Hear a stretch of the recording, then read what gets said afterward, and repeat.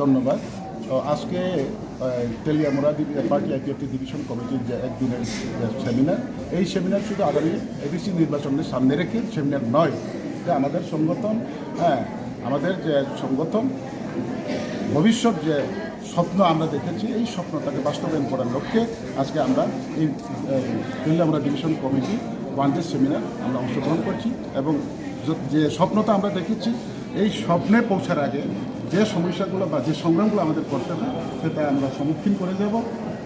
আমরা নির্বাচন হোক বা অন্য কোনো আন্দোলন হোক, মুভমেন্ট হোক, সেটা আমরা পুড়িয়ে যেতেই হবে। আজকে 14 পরিবারে 48 ভোটার, বিভিন্ন রাজনৈতিক দল ছিল, আমাদের পার্টি আগামী দিনে যে সংগ্রাম বা আন্দোলন সামিল হচ্ছে।